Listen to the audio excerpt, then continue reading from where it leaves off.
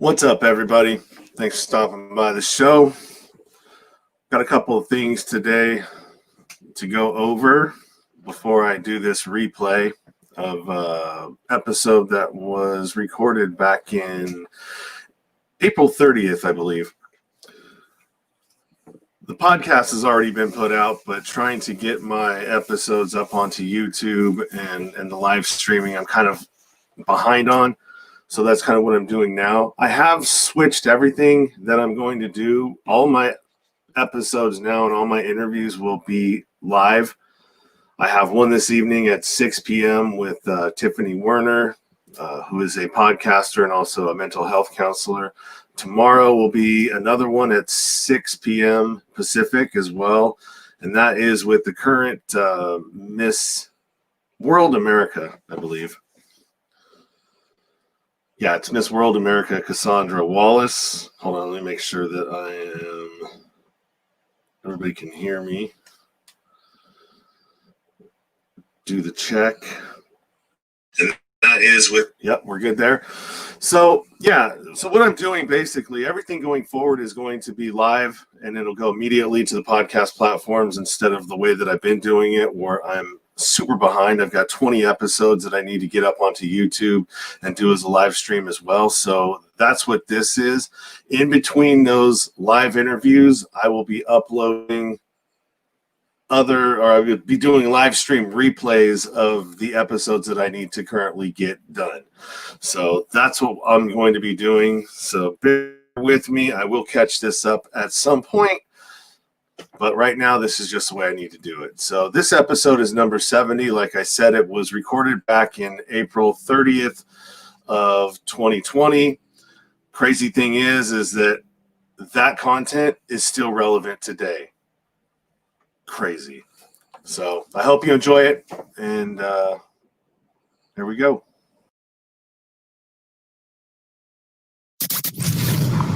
Sean Dustin spent time in federal and state prison for drug trafficking and fraud. Upon release in 2006, he had nothing but the clothes on his back, a bag of mail, and legal paperwork. In 2010, he kicked a long-time methamphetamine habit and started the long climb back up the ladder of life.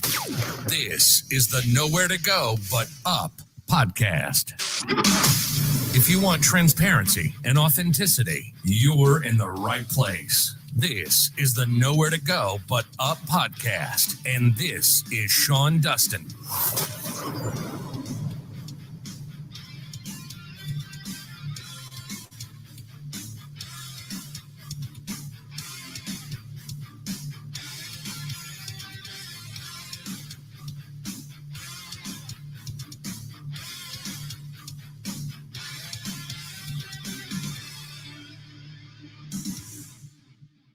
This is the Nowhere to Go But Up podcast, and I'm your host, Sean Dustin. Today, I'm talking to Fiona Eckersley. Fiona is a confidence coach and author who works primarily with women after their divorce. She has a book called Fearful to Fabulous, Unlock Your Power, Move On, and Thrive After Midlife Divorce. Fiona, how are you? I'm good, thank you. How are you doing? Well, I'm hanging in there, considering. I think that's the best most of us can say at this point, right? Yeah, well, I mean, it's time. We're in times of uncertainty. Yeah. We don't know what's going to happen. We keep getting put, we just got extended another month. June 1st is now our new date. So who knows, man? I'm just trying to avoid media at all costs and continue doing what I'm doing. Right. I think the thing about these times of uncertainty is, though, I think if a lot of us look back on our lives, we've probably been in this situation of times of uncertainty so many times, we just haven't associated the two things together. When you just don't really know what's going to happen next in your life, it's kind of the same. I mean, this way we're all in it together. When it happens to you personally, it's a little trickier. Well, I think it's a lot easier when it happens to you personally, because at least you know that the norm is still going on around you, and you're just dealing with, so the structure of everything is still here, and I'm just trying to figure out what I need to do. But I know that everything that I know that's normal is still normal. I guess there's two ways to look at it. It's like, why is everybody else going on normally and I'm having such a rotten time, right? Yeah. So I guess it's, there's no perfect thing. That's the answer. Potatoes, tomatoes, Exactly. tomatoes. Yeah. We all perceive things differently and have different takes on it. That's what makes us great about being human. It's true. So tell me a little bit about your book. And you say you got a manuscript you just turned in about for another one? Yeah, actually I'm going to turn it in today. The second book is not really titled yet because you don't decide that into the end, but basically it's about being too scared to fall in love again after divorce and how to cope with that and where to go. But the book that we're talking about today is called Fearful to Fabulous, and that is basically the 7 steps that I use with my clients that I found for myself from massive trial and error about how to get from feeling like just confused and fearful of the future, to living the best life that you can and really feeling great about yourself. Yeah, divorce. I am horrible with relationships. I have 5 failed ones, and I am currently. Whoa! They're not failures; they're learning experiences. Well, you can. It sounds better when I say I've got 5 failed relationships because it paints the picture like, oh God, this guy is horrible. That's what but then when you say that to yourself, how's that setting you up for the next one, right? Good point. It's giving me a reason to not invest emotionally. Yeah, that's kind of what my second book is about. Yeah. Yeah, I mean it's tough, man. Relationships are hard, especially when you don't have a good example of one when you're a child. Yes, exactly, and that's what I mean for myself. That was so true. Growing up in a very abusive household, my father was an alcoholic, and you have no role model. Like your bar is so low on what is acceptable that it's like, well, he's not yelling at me or hitting me, so it must be good, right? and I find that a lot of the women that I work with, they've been in, they don't have the perfect parent. Nobody's perfect parent, by the way. I've probably done a lot to screw up my children all by myself. But, they don't have that fairy tale upbringing, and that just puts so many ideas of feelings into you that you're just not really sure what you're looking for. Well, and behaviors are learned. Yes. You know what I mean? And so when you're in a situation where you've got a unhealthy household and the relationships are, there's a lot of fighting, a lot of arguments, a lot of, verbal abuse, physical abuse maybe, but verbal is just enough. All right. A verbally abusive and mentally abusive relationship is just enough for your daughter. I have a daughter myself, and it's the reason why I got out of my last relationship, because I was like, all right, well, I've got to stop the cycle here. All right. I need to paint. I need to be the role model for her that can realize that when something like this starts happening in a relationship that she's in, that no, that's not normal. Okay. It's not a normal thing. It's not normal and it's not acceptable, and you deserve to be treated in a better manner. I know that, not to rag on my ex-husband, we all have our issues, right? And he came from where he came from, and I came from where I came from. And unfortunately, we fit together really well for a while. But there were things that it was a very controlling relationship. And there were things that he would say to me that were a put down that honestly, they went over my head. Like I didn't even notice it at the time. Until friends pointed it out to me later, and they're like, oh no, he used to tell you to shut up all the time. And I'm like, he did, but one day after my divorce, my oldest daughter, who was living with her boyfriend, she was in college, and she was sitting in my kitchen, and he had come to visit, first time I'd ever met him. And he said something to her that was, and this girl is a firecracker. Like she don't take any crap from anybody, right? And he said something to her that was such a put down, and she didn't even respond. And I looked at her and I was like, what? And after he'd gone, I pointed it out to her and she hadn't heard it. And that was when I realized that this generational pattern, my grandmother, my mother, my sisters, probably my great grandmother, right? I needed to point this out to her that this was happening. And fortunately, she's with a great guy now. She got rid of that one. This one she's with now is lovely. But she, it's what they hear. It's what they hear. It's what they become the norm. And, I have 4 kids and one of them's a boy. And again, right after my divorce, I was trying to fix something and he was so patronizing and he put me down so badly. Another friend looked at me and said, "Did your husband used to talk to you like that?" And I was like, God, yeah. Again, conversation with my son, like, this is not how you treat people. It's just, the biggest thing is being aware of what's going on. And for the most part, we're not, because we don't recognize it as not normal, right? Absolutely. I went through the same thing. I mean, I would talk to my mom. Even up until maybe as recent as 8 months ago to a year ago, I would still kind of like talk to her like I would talk to my ex, or, just not be very, not tactful at all. Respectful, not respectful. Not respectful. And so it was in recognizing that in myself and not liking how I was towards other people, that I had to start taking a look and stepping back and going, okay, it isn't everybody else.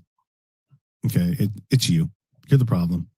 Right. And yes, I could say, okay, well, it's your fault that I'm this way because of look at how you raised me and look at what you allowed me to be exposed to as a child. Okay, yeah, whatever. We know what we know until we know something different, right?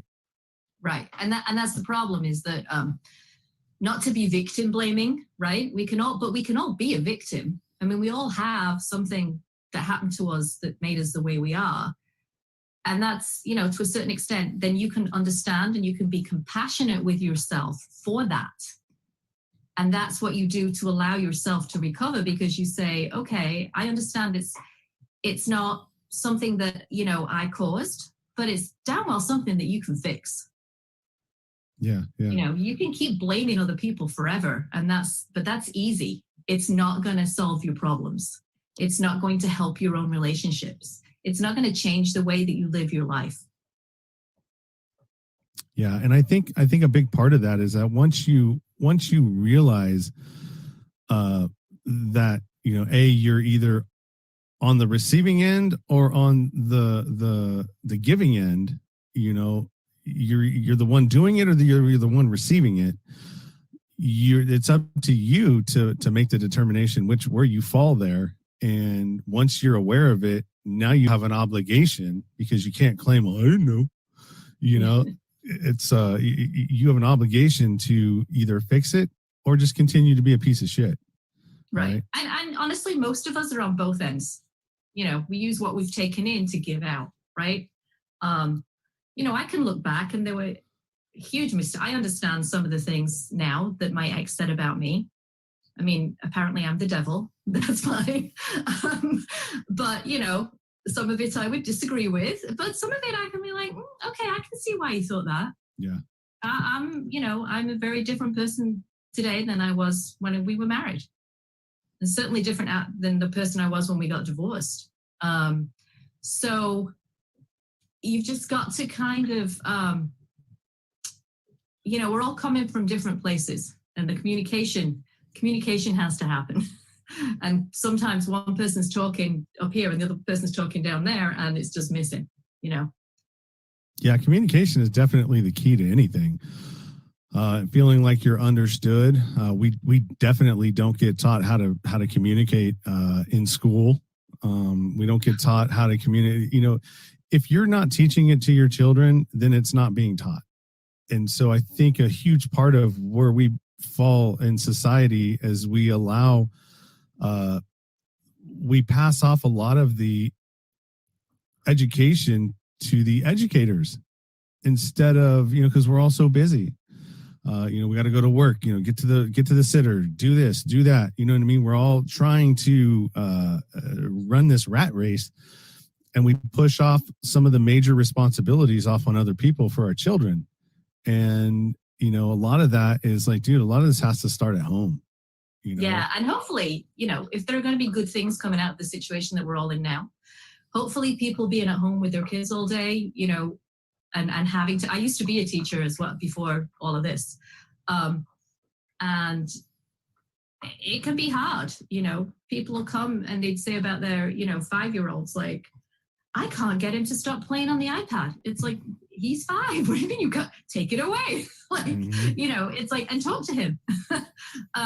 So yeah, hopefully now that we're all home, you know, with the kids, that instead of them driving you crazy and you driving them crazy, which I'm sure will happen, there can be a little more sitting down to have dinner together and a little more, you know, not running off to soccer practice every afternoon and hockey practice and whatever else people do. I mean, I couldn't believe how crazy busy. I couldn't even make dinner some nights because I was too busy driving my kids around. And that's kind of the society a lot of America is living in right now. And I think a lot of that's by design. If you have a population that's so busy that they can't pay attention to anything, a lot of things can happen that you're not aware of. And then pretty soon you go to do something, you're like, when did that pass? Or how, you know what I mean? How did we end up here where we all are? You know, I don't know. Where are you from? Originally? Or where I'm you? English. Where you? Oh, I know you're English, but I mean, where are you living now? I live in Connecticut. Okay. So everything started from that side of the world and made its way to this side of the world. Yeah. Right? Yeah. So think about how, you know, gun rights and all that other stuff, they don't have that over there anymore. They're trying to do that here now. So you can see, I don't know, we're not going to go there. That's a whole different podcast. Yes. I need to contain myself, man. And so this is me practicing, you know, not going where I want to go. But yes, you know, let's stick to divorce and stuff like that. It's tough. It is tough. Relationships are hard. You know, we have a lot of dysfunctionality, and that just comes into picking your person. You know, a lot of people just I fall into this when you mistake lust for love, or maybe you know what I mean? You mistake lust for love. Yeah, there's that. And there's the patterns that we fall into. I mean, you know, there's that old adage, like you marry one of your parents. The thing is, it's true. It's true. You marry you have a relationship with what you know, even if that situation turns out to be incredibly uncomfortable. Like growing up, my household was chaotic. I mean, there was just drama nonstop. It was, you know, I could talk for hours on it, but I'm not going to. But what it did for me was I thought I was this person who was like, no, I'm drama free. I'm not dealing with that. But what I did was I would always have not just relationships, but like friends who were like, I said that I always like interesting people. No, these were like crazy people who just had horrible dramas going on in their life. And it was my way of being around it without sort of saying that I'm that type of person, you know. So toxic relationships. And then as far as romantic relationships, they always turned out to be these controlling. I'm supposed to be this big, strong woman, right? Yet I always end up with guys who like told me what to do. and I would like stupidly follow along. Like what? And it's a pattern that you get into because that's your comfort zone. Mm-hmm. And breaking out of that pattern, because until you fix that, you're never going to have a relationship that's going to come out the way you want it. You might end up with a 50-year marriage. You know, my grandparents were married for 64 years. But did he cheat on her multiple times? Oh, yeah. Right? So it's not, you know, my parents were married till my mother died. I think it was like, I don't know, 40-something years.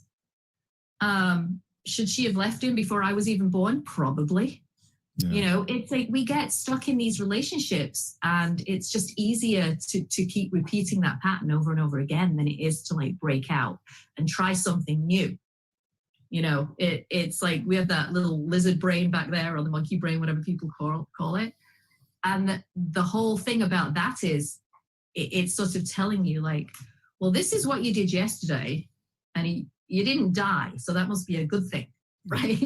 If you try something new, who knows what's going to happen, right? Maybe your head will explode. Who knows, right? So that's what we do. We just keep doing the same thing over and over again and thinking it's going to be different this time. And it isn't.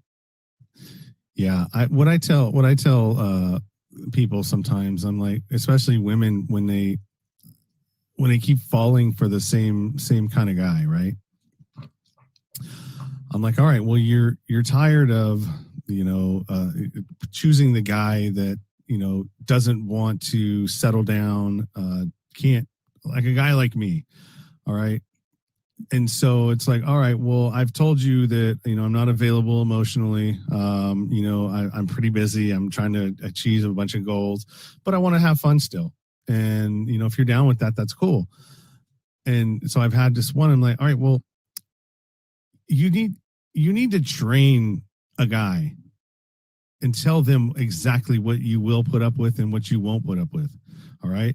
And most of those guys that are just not going to commit to you, when you show that you have that you're not going to be a pushover and that you stand your ground, most guys like me will just move on to lower hanging fruit.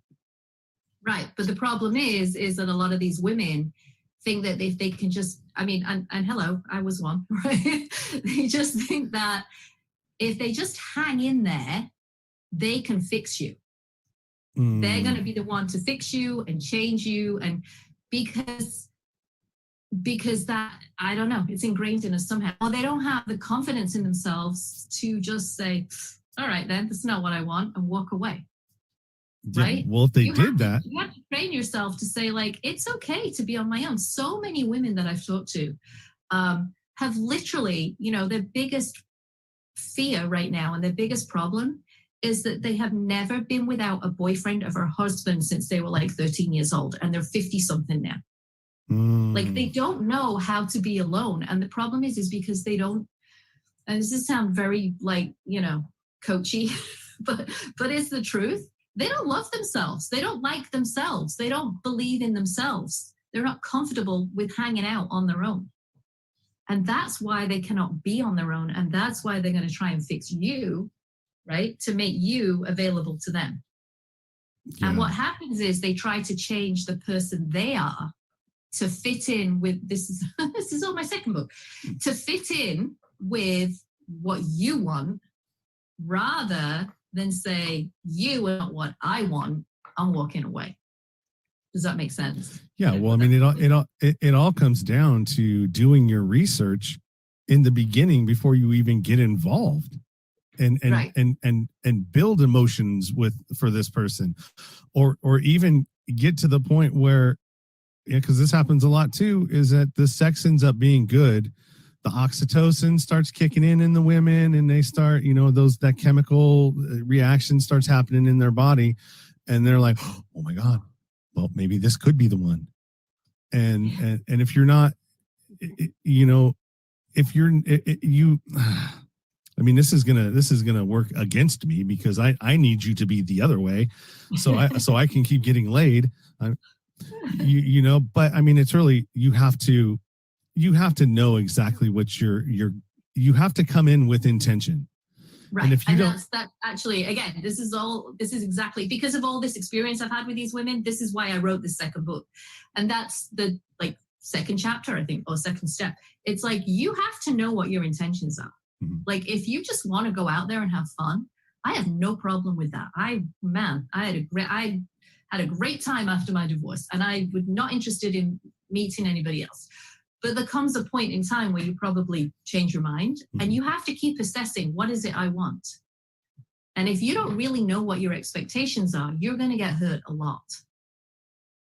Now, if you're and in this day and age, where do we meet men mostly at my, 50s, 40s, 50s and up? You meet them online, and it's very clearly stated there what somebody wants. And if some person says, I just want a casual friend, and you want to get married, then don't even go there. Like, don't look at it and go, oh, but he looks so nice. It's like, no, he's told you what he wants. The problem is, and I'm sure this happens the other way. I don't want to put women in the position of being the only ones who mess up. But it's like, we're so focused on what we think we can change in people and what we want, that we're just we ignore stuff. We make excuses for people's bad behavior, and we ignore all the red flags. And that's what gets people into trouble.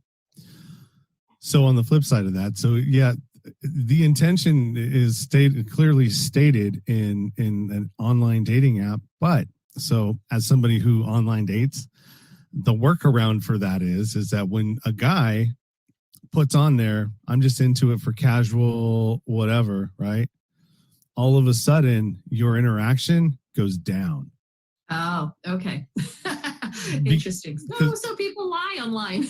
Yeah. So your interaction goes down. And then the moment you put that you want a relationship, your interaction goes up. Now it works the opposite with the women. So when women say, I want a relationship, I think that their interaction goes down a little bit. And then a lot of them, like I watched this trend happening where more women started putting casual, just casual something, no commitment. And I was seeing a lot of that. And so I'm sure that their numbers went through the roof, because if you're a guy and just wants to have fun, oh shit, I'm gonna talk to her. I guess what you got to learn is it's not a numbers game. Right? Well, what you got to learn is that, look, you have to have some clear guidelines of what you're looking for. Exactly. And if this is, and you need to know what the red flags are, and you need to be willing to walk once one appears. Yeah.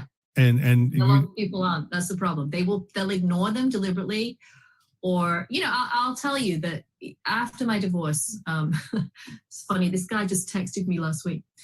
After my divorce, I got into a relationship with someone, and oh my gosh, I'm telling you that 2 weeks in, I knew there was something seriously wrong with this person. If I had been, it would have been one of my friends that was going out with him, I would have been like, you got to run away from this guy. There's something off. Something is not right here. It's love bombing. It's too good to be true. It's like so nice. It's creepy. Right.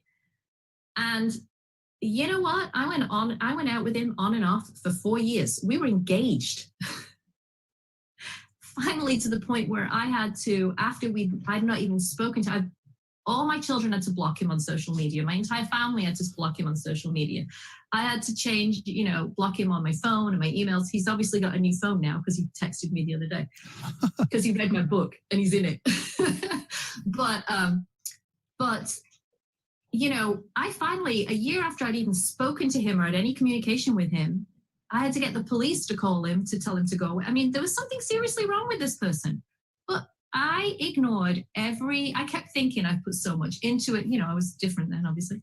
I put so much into it, or maybe he's not that bad. Where am I going to find anybody else that wants to go out with me? You name it. I was justifying it all, right? And this is what we do. So you have to see those red flags. And when you get that gut reaction, you got to act on it. Yeah, and I always, your gut is always right. That's the thing. It's usually your first impression is the one that you should have followed the whole time. When you have that, oh, well, no, you should go with the, because that's the one that's right. And, there are, look, I'm not a bad guy, and I'm very upfront pretty much about my intentions. It's like, look, I co-parent. I spend a lot of time with my ex still, because we're trying to raise a daughter. We don't get along with each other. We can't stand each other, but we come together for the common good of our daughter. What's good for me is good for my kid. What's good for my ex is good for my kid. So as long as we stay there in that space, it works. But somebody else, that just doesn't work. That situation, if I had another person in my life or another female in my life, it probably wouldn't work out so good. because there's always going to be that thought, well, you're probably going to get back together with her. And, all that self-doubt starts coming in. So it's like, I really have to be. Well, yeah, you'd have to be with someone who is very confident in their self, right? And that's hard to find. It is. It is. It's true. That's why I'm busy, Yeah. I guess. Yeah, I've had to make a huge adjustment because I was dating a couple of different people, and they knew that. And my place where I'm staying now, I mean, you see, I live in a fifth wheel. They weren't allowing nobody into this park. They were like, nope, everything's closed off. I just had to talk to the guy yesterday. I said, hey, look, man, this is another month is going on. I mean, do you really expect me to not? I mean, it's bad enough that anytime I have somebody here, you're knowing that I'm going to have sex with them. It's like it's because it's really frustrating. Oh, sure. Sorry. It's like this forced celibacy thing is really killing me. So yeah, it's you have intention, know what you want. We're really good about knowing what we don't want, and we're really bad about knowing what we do want. Right. Exactly. I remember a conversation I had with actually they're married now, my friend, and he was a boyfriend at the time, and he said to me, what are you looking for? And it was like the hardest question that anybody had ever asked me. I just kind of looked at him and I went, what? Like I didn't know. I hadn't thought about it, and that's part of the problem. You got to think about it. It's so easy. The problem, one of the issues is that society makes us feel like there's something wrong with us if we're not part of a couple. The first time I went to the movies on my own, even my kids were like, Mom, that's so sad. And I'm like, I love my children. I'm like, what do you mean it's not sad? I wanted to go see the movie and none of my friends wanted to see it. So I was like, why can't I go on my own? Right now, if I was sitting in a bar every night doing shots, yeah, that's sad, right? Yeah. But going to a movie on my own, I don't see a problem with that. But yeah, because people think that you have to be part of a couple to do anything fun, to go on vacation or go out to dinner or do, there's got to be something wrong with you if you don't have somebody else. Yeah. Well, especially as an older woman, like people look at you differently. Well, and until you figure out you're going to be no good to anybody else. I mean, I was no good to anybody else. Yeah, I mean, start with that. Just start with that alone. All right. If you don't know yourself and what you want, how is anybody else going to know, or how are you going to be able to articulate that to somebody else for them to reciprocate? Yeah. And that's really the ultimate message in both of my books. You don't tell people that up front because they don't want to know that. That's hard. That's hard stuff. Nobody wants to do that. I certainly didn't want to do that. I didn't think I was going to do that. It just luckily for me evolved that's the place, that's what happened. But it's hard to do on your own, because you don't know why you're behaving the way you're behaving or you're feeling the way you're feeling. Unless you have somebody to help you through that hard part and hold you accountable to doing that work, it's probably not going to happen. Do you know what I mean? It's like, or it will happen, but it'll take a really long time. And there'll be a lot of painful stuff on the way. Yeah. I listened to your podcast before. I know your history. It's like, that's speaking of which, one of the things that's in the book, Fearful to Fabulous, is the bad habits that we develop in order to make ourselves feel better and feel better about ourselves. Ranging from anything to like shopping too much, right? Which if you can't afford it. And then you feel rotten about yourself because you're angry with yourself. So I'll go and buy another shirt, right? To doing alcohol, drugs, whatever it does to make you feel better. But in the long run, all that does is just screw up your life more and make you hate yourself more. Yeah, it's like a downward spiral. You're just prolonging the inevitable. Yeah. Never, yeah. You're just putting it off to the back. I'll deal with that later. Let me go max out this credit card because it feels good. And I'm amazing. Look how good I look. And all of this new stuff that I have that I can't share with anybody because nobody can stand to be around me. Yeah. And then you wake up the next day and then you're like, oh my God, what did I do?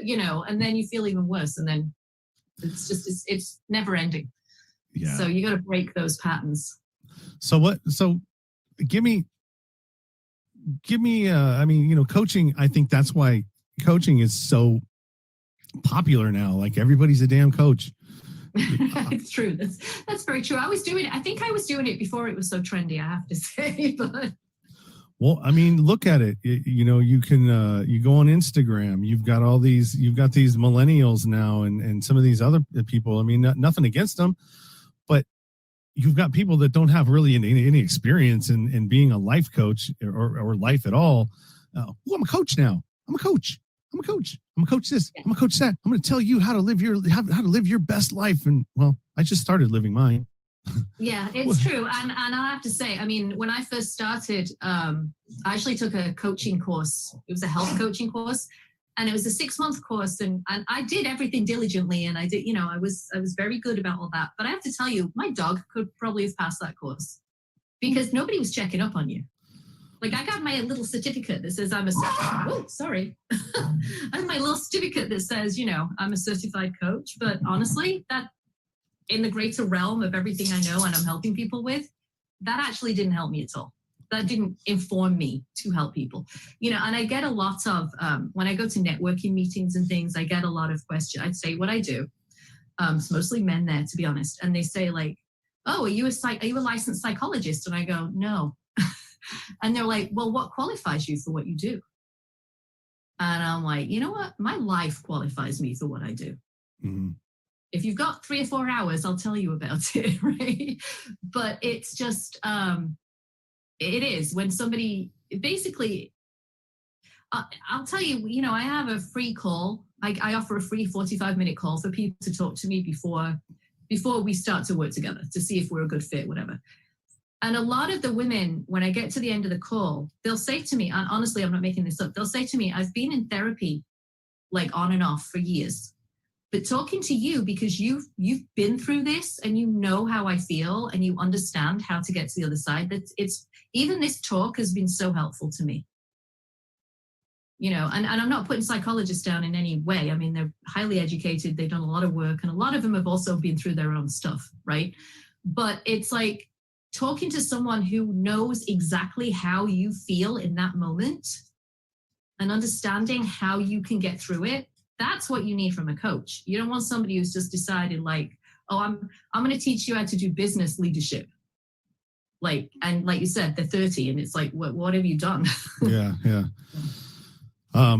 It's just, it's hard to navigate because there's so much out there, but I do believe that's why it's so popular and why so many people are getting involved in it and why it's trending so hard is that there is a connection there that people aren't getting somewhere, which is making it attractive.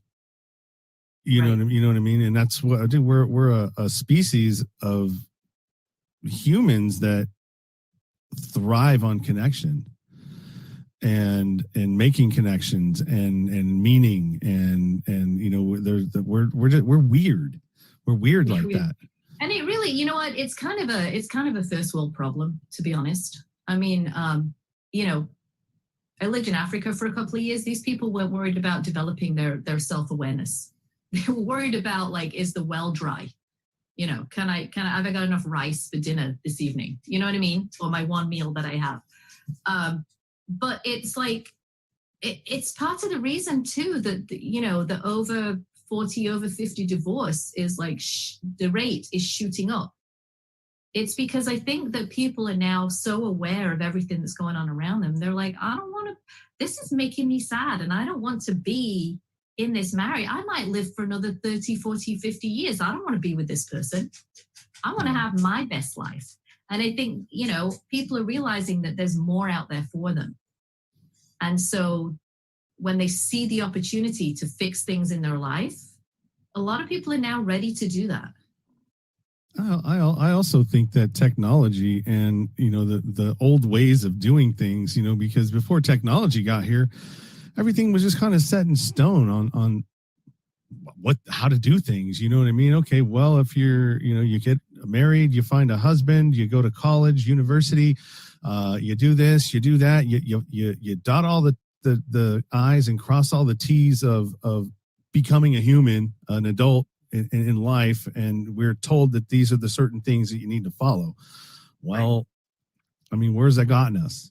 Yeah, well, everybody's on their tracks, right? You're on your little tracks depending on where you started from. It's interesting. I'm going to do some work. Speaking of coaches, I'm actually going to be working with some coaches on their imposter syndrome issues, because part of what I do is confidence coaching. And it's like that imposter syndrome comes from, who am I? That you're off your track, right? I grew up in a small industrial town. My mother worked in a factory. My dad was this abusive alcoholic. Who am I? I'm living in Fairfield, Connecticut. I used to belong to a country club. how did I get here? I shouldn't be here. I don't deserve to be in this place. And I've been told that by several other people. So it's like it's so interesting. In fact, this whole thing that we're going through right now, it's kind of like a screeching halt to that path that many people are on, because they thought everything was trundling along nicely. And then, okay, no, things are changing. So it kind of gives you that pause to sit back and go like, is this really where I want to go? Is this what I want to do now? Is this the person, this like gung-ho, like office worker, career focused? Is that who I want to be? Or do I want to be somebody else and try something else in my life? Yeah. So I think after we finally, and it will end one day, I'm sure, after it's all done, there's going to be a lot of people bursting off those tracks and trying new things, I think.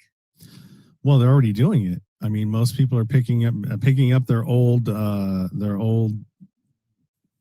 it's a podcast or, whatever passion project that you had, maybe something, you had a book that you wanted to start and now it's the time to do that. I mean, there's just all kinds of different things that people are going to be able to do, while the rest of the world's sort of figuring out how to navigate where we're at.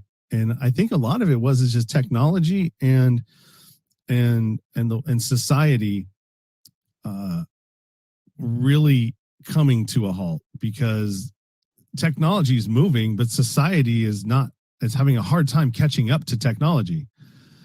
And so it's like, it's almost like we're in a it's like a magnet, you know what I mean? When you try to put a magnet together and it repels. And it repels itself. That's where we're at with technology and society. We're trying to figure out how we can work with it, because it's going so fast. And you have our governments, which aren't capable of keeping up with it. And in whatever, and that's a whole nother thing.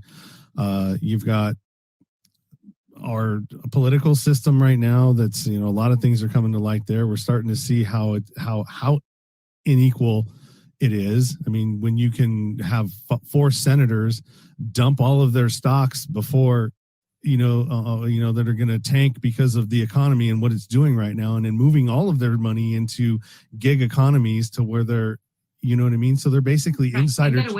It's not that they did it, so they're getting away with it. Well, it's legal for them to do that. Yeah. That's how they make their money. That's how they come in, as how Nancy Pelosi's a millionaire now, because they're able to do that legitimately because they wrote the rules. What do you think they're going to, you know what I mean? It's crazy. And so, and it's blatant, and people are really starting to see this and like, okay, well, that's not fair, because if I did that, I would go to prison. Why aren't you? So, I mean, there's things like that are happening that are coming to light. There's okay, the whole thing that, here's one of them. Everyone thinks that Medicare for all is bullshit. Well, guess what? How many people that aren't working right now and ain't paying into their medical, whether it's employer covered, have no medical now?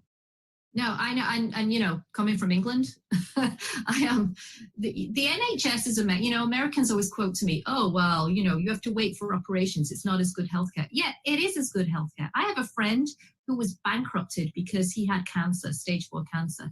I had an accident last July. I just got a bill this week for $3,000. I'm like, I don't know, I'm going to pay. Like, really? Would you like me to pay that right now in the midst of all this?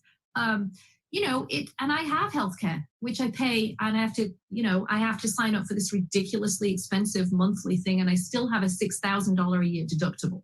It's like, but if I didn't have it, thank God, I broke my back. I was in hospital for 4 days. I had to, what if I hadn't have had any healthcare?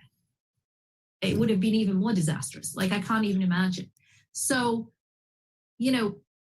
I don't know why Americans think that it's such an outlandish idea, because every other country with a decent government, a democratic government, basically has Medicare. Well, it's because the population listens to these dipshit politicians that are telling them this, all right, or listening to an opposition that is actually probably put there by the insurance people that are benefiting from this. You know what I mean? It's these corporations that run our government, not the politicians, not the people. It's the people that give these guys the money for the elections, the re-elections, in any sector that you want to say. So either healthcare sector, you've got the military industrial complex sector, you've got all these other sectors. And in all these sectors, there's the big players, all right? Big pharma, oil, what you name it. And they're the ones that are running this stuff. All right. Because the politicians are doing what they want. They want them to do. They want them to go and pass these laws. They don't really, we kind of got off the track here, but I think a lot of them, they're so concerned about the way, if they're going to get elected again, that the integrity of what they really believe doesn't even count for half of what they're doing. No, they go there with great intentions. They absolutely go there. They have to just keep it going. Then they're like, but how can I help people if I don't give in this? It's back to what we were talking about. It's like, oh, just let me I want them to like me, right? It's not like I need to be the person I need to be. And if it doesn't work out, it doesn't work out. So it's the same principle. It's like, I couldn't possibly do my job effectively and stay in government if I don't give in to this one little thing. But then it just creeps up and up and up, and then they're, Yeah, it's just they're in the swamp, I guess. It's a perpetual cycle of things not working, and it just goes around and around and around, and it's its own abusive cycle. You know what I mean? That you need to get somebody in there to that wants to make a change. And unfortunately, there's, all the people in this country that have wanted to make a change or got a following or a movement behind them ended up getting assassinated. So go figure. We can talk about guns next, but no. Yeah. It's just, you can call me crazy. You can say that, oh, well, you're a conspiracy guy. And I'm like, no, I just watch the patterns. Just everything has patterns in our society, in our lives. And we're really good at recognizing them as humans. That's one thing that we're good at. We can recognize patterns in behavior and patterns in situations. And just go back and look. All you got to do, just go back and look and see, what it is. Don't take my word for it. Do your own research, which most people don't because we're all fucking lazy. I would concur with that, yeah. It takes a lot of work to find the truth in something now. Jesus Christ, you have to be an investigative journalist and then maybe you might come up with one little kernel of truth, and that's it. Because everything's buried with information, misinformation, disinformation. I think it depends where you're coming from too. We all have that confirmation bias. It's like, I talk actually about this a lot in my practice. It's like, it applies to everything, politics included. If you believe in something and somebody tells you completely the opposite, you will find evidence to prove yourself right. And you don't see the evidence to see yourself, oh, maybe that's not right. Maybe there is a different side to this. It's what we do as human beings. It's easier to look for that confirmation than, decide that maybe things could change a little bit. Perfect example. I witnessed this the other day. I was over at my ex's. I was watching my kids. So she works from home. I'm not working. We have a toddler. And so it's almost impossible for her to get any work done with my daughter there and nobody occupying her. And I'm like, well, I'm not going to pay for a babysitter because I'm not working. So I'll help you out. I'll come over there and I'll watch her. And she's of the mind where, oh, this Corona thing is just really getting into, it's really bothering me. I can't go to baseball games. I can't do just like superficial shit. You know what I mean? And there are some of her friends, like our babysitter for one, doesn't, she's a little bit older and she doesn't feel that way. And so she was talking to somebody, I overheard her and she said, yeah, I can't talk to her because, she just doesn't feel the same way that I do. So I just don't talk to her about that anymore. So I just go over to somebody who agrees with me and I just talk to them about it. And I'm like, okay, you don't learn anything that way. Yeah. I'm like, all right. So you're staying in your pool of people that agree with you. And then that's it. And then so anytime somebody tries to challenge you with something that may be truth, you like, I don't want to talk to them. No, I don't want to deal with them. I mean, I'll deal with you on other stuff, but I need to keep my opinions and how I feel safe. And so I'm only going to have people that feel the same way around me. I mean, a lot of people do that. I may even be guilty of it myself a little bit, but it's good to branch out there every now and then and talk to people who have different views from you, and not in a combative way, and not that the problem is when we do talk to those people, all we do is we try to persuade them of our point of view. Instead of just saying, this is what I believe, and listening to what they believe and going, that's interesting. We try and persuade people, and when they don't come over to our side, then we get resentful and angry, and end up, that's where all the abuse comes from. Well, that also plays a part in this. So if this is how she is, right? I'm really good at owning my shit. All right. If I wronged you in some way and I know I did, I'll feel bad about it. And at some point, I will probably come and apologize to you and say, hey, that probably wasn't cool of me to do to you. And I apologize. That's not what my intention was. I didn't want to make you feel bad about something, but, I know that I did, and I'm sorry. She's not like that. Like, and I don't know if this is like women in general, but just like her in specific, she's not like that. She rarely ever admits that she's wrong. And I think a lot of that has to do with the fact that that's when she's hanging out in her group of people that agree with her, when she's telling the story of us and what our problems were, all she's getting is people that are agreeing with her. So she doesn't see anything wrong with her behavior. Right. And that's what we all do. You know what I mean? And so I totally agree with you. It's hard to it is hard to understand that sometimes you might have messed up and you're wrong and you've hurt somebody, and it when you're surrounded by people who I bet first of all, when she's telling the story, and both sides do it, right? It's like when people say their ex-husband, I don't know what I'm allowed to say on your program. You can say whatever you want. Yeah, okay. Like, oh, all ex-husbands are assholes and all ex-wives are bitches, right? It's true, because from your point of view, that's the truth, right? I am the devil to my ex-husband. Mm-hmm. But to my friends, he is complete pure evil, right? None of those things are true in actual fact. We're both like human beings who were doing our best and screwed up in several major ways.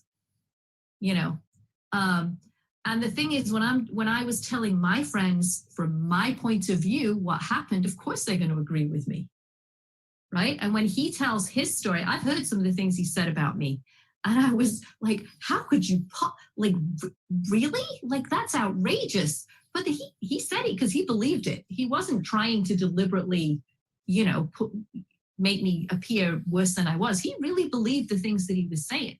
So unless you can break out of that mindset and have the ability to look at 2 points of view, you're not going to be able to change that story ever. And you're never going to get an apology from somebody who is unable to see that they did something wrong. I mean, on an extreme level, the president, for example, is like so far into his narcissistic beliefs about himself. Like everything that comes out of his mouth, he believes is true when he says it. Mm-hmm. He's also like a master marketer. Like if I could market the way he marks it, I'd be a millionaire by now. I'd be a multimillionaire. Like he is playing to his audience at all times. And what he's saying, he like owns everything. He believes everything he says when it comes out of his mouth. Well, I think the appeal that a lot of people have to him is that he's the guy that we all want to be at some level. You know what I mean? Well, not at some level. We want to be able to say the things that he says. You know what I mean, to people and get away with it. And not care that I hurt somebody's feelings. And that's the thing. He doesn't care. Like he doesn't, because he doesn't know. It's not even that he doesn't care. Whatever's going on with him doesn't have the capacity to understand that he's hurting other people. Well, and I think that this is the problem with the politicians that we have and the people that we put up in these positions, is that they're so far removed from what the average American struggles with. Like, how is a millionaire or a billionaire going to understand the problems that I'm having as a parent? You know what I mean? Because you're not dealing with that. You're already a millionaire. You're who's taking care of your children? Not you. The nanny is. You're employing all these people to do all of the things that we all have to do. So not only, you know what I mean? And so I think that going forward, the people that we put in these positions are the people that have actually helped build the country and helped defend the country. Right. And I think that, not to put all millionaires down, I actually know some nice ones, but, people like, and I'm not endorsing him in any way, but somebody like Bloomberg, or I can't remember his name, the guy with all the stocks, they actually started off really in a very, poor. They were poor. They grew up and they got themselves to where they are today. So at least they kind of understand where people are coming from. It gives them more of an understanding. Sort of, but I mean, I guess they're a bit far removed from it now, so that's your point. Sort of, but they have their friends that. So the thing when you have that kind of money, all right, all of your friends have that kind of money. So when you get into a situation where you can move markets and make decisions that will benefit all of them because they have all the money, that's what crony capitalism is. So that wall that Trump was building on the border, the wall, Mexico's going to pay for it. Mexico's not going to pay for it. The United States is going to pay for it. And all of your friends that you owe for helping you get to where you go are going to be the ones that get the contracts to build that damn wall. Yeah, I think that's actually what happened. It's what always happens. Yeah. It's what always happens. And so by putting somebody who's a millionaire into a position where you have the ability to have no bid contracts that you award to your friends that help put you where you are, that's not in the best interest of the American people, of the taxpayers. It's not. And so if you have people in there, like, I thought Tulsi Gabbard would have been the absolute amazing person to be a president, because you've defended the country. You did 2 tours in Iraq. You're a woman of color. You understand what it is. You're talking out, you're calling out the military industrial complex and all of the regime change wars that are funding the very people that are giving these politicians the money for re-elections, elections. They spend 85% of their time trying to get re-elected once they get elected. Right. They have to start the next day, right? Yeah. I think that part of the problem is, my oldest daughter, well, probably all the kids, they were huge Bernie fans, right? And I said, believe me, if he could get elected, I would totally think he was the best person, because all the social programs that he wanted to, again, as an English person, I thought that was great. The problem is, I think a lot of people in this country, for some reason, whatever, they're not in that space. Like we talked about before, they've been sort of indoctrinated with all these ideas like it's socialism. Well, socialism and communism are not the same thing, first of all. And helping people is not a bad thing. But somehow people here are not, I don't want to put down all Americans and future clients, but it's they don't seem in a position to understand. They're not ready for it yet. Maybe that's what I'm trying to say. For some reason. Well, we're in socialism. All right. What do you think the bailout is? That's socialism for the rich. Okay. And all of these people that my son who got fired from his waitering job did not get. Okay, but what I'm saying is that this bailout, you're talking about Bernie and let's say AOC and all of, even I don't know what Tulsi Gabbard's vote was on this, but I do know that it was 96-0 for this bailout. Even Elizabeth Warren, who her whole platform was 2008 and and being against the bailout that we did for the rich, basically for the banks, who kicked 5 million people out of their homes in 2008 through 2010, when the housing market crashed. So none of them stood up and said this bailout is bullshit. Yeah, I don't know how that, I guess a lot of it, when you hear that like the Staples Center, are you frozen up? Yes. I'm going to keep talking because I don't know. You're good. You're good. You still there? Yeah, I'm good. You can go. I don't know. The Lakers got like $5 million or something. They returned it, but yes, they did. But the fact is they got it in the first place, right? But Shake Shack. Talking to my relatives in England, who are all struggling.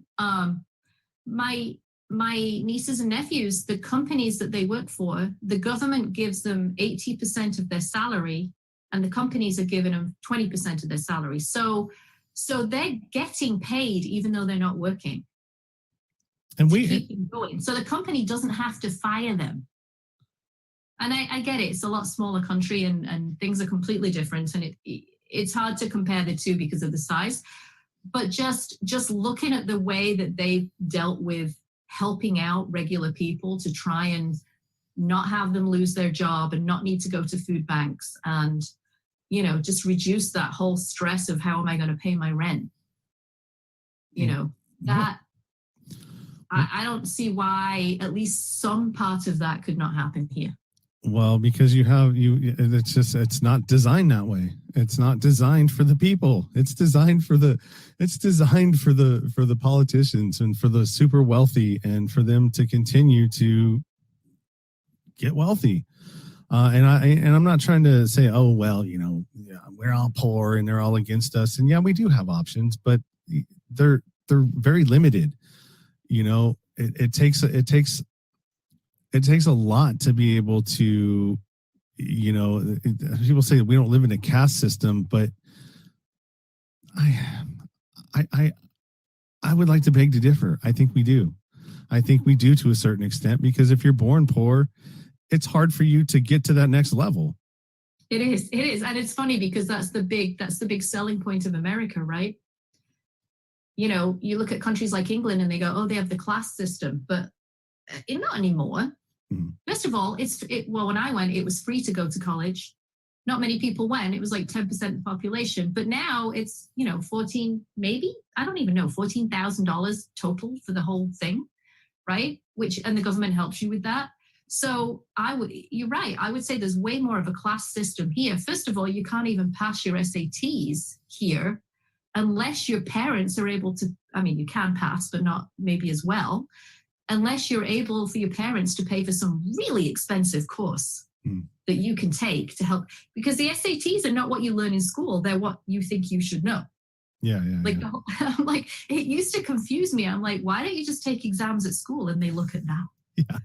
I don't get it. Like, I just took A levels at school, and then they're like, oh, this is what you got in school? Okay, now you can go to college. Like, so right there, first of all, you go to a rotten school, you don't get the same education.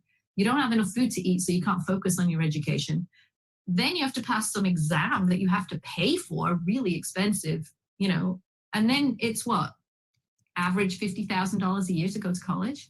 That you will never be free of because the government subsidizes those loans, and now you forever own that debt? Yeah, no, my oldest daughter's still paying it's her biggest bill every month is her student loan. So how did that even happen? How is the government even involved in a private entity's finances and whether or not they get paid or not? So, I mean, that whole thing in itself is kind of shady. So, I mean, you really start digging into what the United States is and what America is. We're not free. We are not free. Sorry. We can come and go. We can come and go as we please, but there are invisible, wires that keep us, locked in to where we are. I mean, it literally is the Matrix. If you really want to stop and think about it. And yeah, there are, and that's the track. We're talking about the track that people get put on, right? Mm-hmm. And you can't break out. I'm telling you. It's possible. Break it out. You got to do the work to believe that you could do it. That's the difference. It's possible, but I mean, it's few and far between, and it takes having a team around you to be able to help you do that. So yeah, let's just say that I could possibly, I know what I need to do to take my game to the next level in the podcasting world, in the social media realm, and that would be to write that book. Okay, because I've got about 3 books that I could turn my life into, but it's a matter of just finding the time and the discipline to do it. Right, writing a book isn't easy. It's tough. I did mine in 9 weeks. Okay, but that's how you're wired. Okay, you probably it was a program. I was in a program that helped me. I had someone to help me. Okay, yeah. So I wrote it, but they put the steps in place for me. Yeah. So for me, I hate writing. I don't like writing. I'm a good writer. I just don't like doing it. I could find better things to do with my time than sitting down there and trying to figure it out. So for me, what it would take is actually voicing it, voice the whole damn book, and then take it to somebody and have them piece it together and turn it into something. Right. But, I know I need to do that. I know that would take me to the next level, but my discipline isn't there. And so it's nobody's fault but my own, right? I can't blame my laziness on anybody else. You know what? I guess you could look at it that it's not necessarily laziness. You got to look at maybe it's not a priority. Maybe you think it's a priority, but if you really wanted to do it, if it was really something that was that important to you, you could do it. True. But I mean, I have this podcast. I mean, it's like, all right, well, I'm trying to build that up. And maybe this is just a part of my plan, right? So I'm building up my podcast and my followers and my downloads and everything else. So now that when I do write that book, I've already got an organic audience built that wants to know more that would want that book, I guess it depends. What do you think? What is your end game with a book? What is it that you intend to do with that book? Like, what do you think it will get you? More speaking engagements, legitimizing what I'm doing, and basically, because I'm not a professional anything, right? What I know is me. I'm professional at knowing about myself and what I've been through, and the things that I've been through. Not a whole lot of people have been through. And so, I mean, I can reach a whole different audience, like, the ex-offenders, people who've been to prison, people that have had horrible things in their life, and, they've managed to, turn tragedy to triumph. Right. That's my space. And so it would just be legitimizing me and giving something somebody can actually read and that you're not going to get in a 1-hour podcast or a 2-hour podcast. Because my story is got so many different parts in it. I told somebody the other day, I said, look, man, my life would make Shameless look funny. I heard the podcast. I heard one of them, and I heard a lot of your, not all of it clearly, but a lot of what you've been through.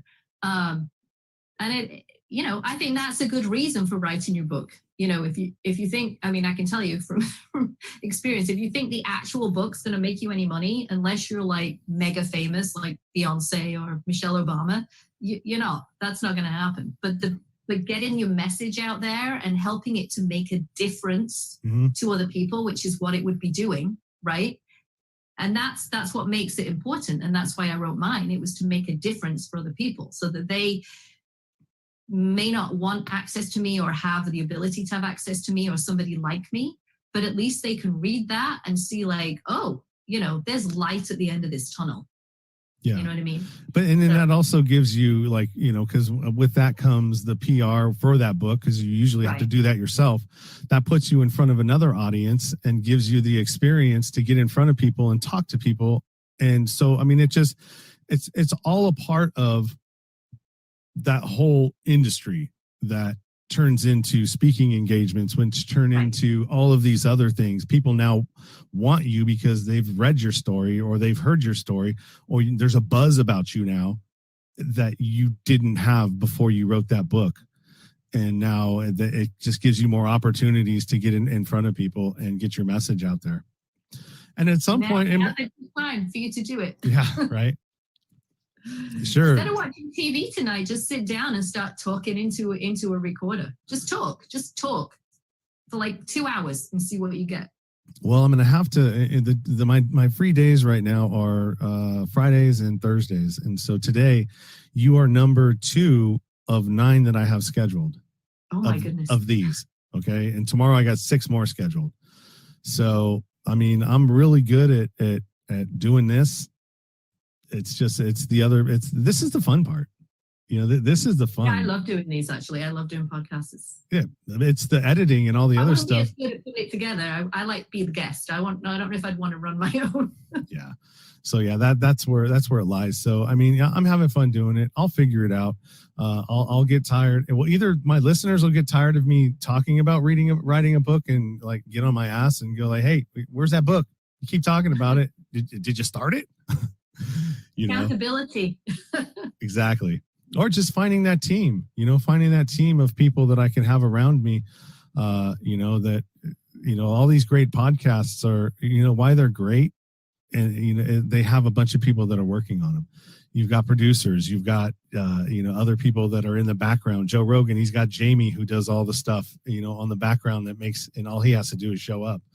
Yeah, but you know what? I think a lot of people who want to listen to what you're saying, that's the problem. We all have this perfection imposter syndrome thing, which is what I'm teaching these other coaches about.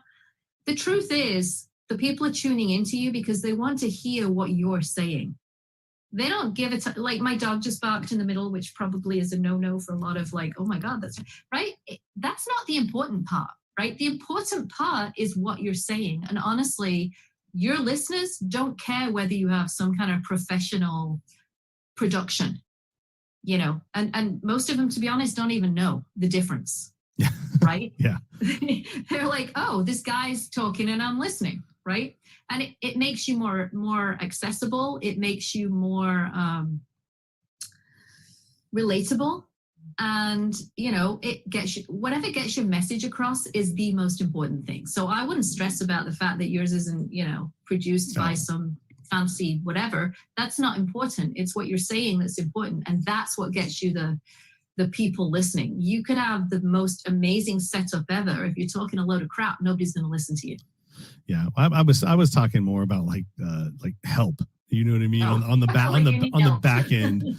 back end of this, you know what I mean? Because it's like, okay, well, yeah, I've got 17 scheduled in the next 2 days, and to add to the 30 that I've got waiting to be edited, and it's like, well, damn. I mean, it's I don't know. It's fun.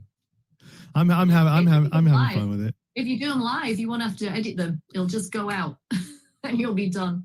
Yeah, you know what? That's true. I mean, I might start looking into that as well, because it would be a whole lot better but I mean, in the time that that I have, I mean, it's like, I don't know.